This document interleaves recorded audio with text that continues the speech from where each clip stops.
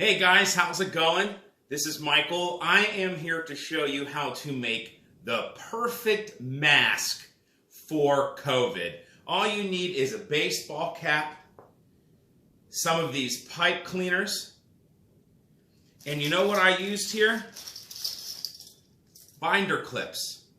Now what I did is I clipped the binder clips to the edge of the cap, and then I just fastened the pipe cleaners inside, just looped it inside, twisted it, right?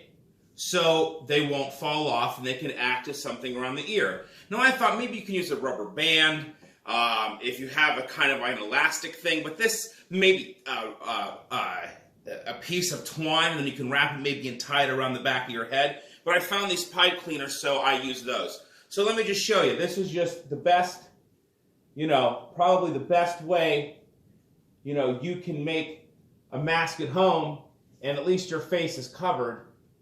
And so there you go. A little how-to baseball cap, and any one you want. It can say anything on it, any kind of hat that you have.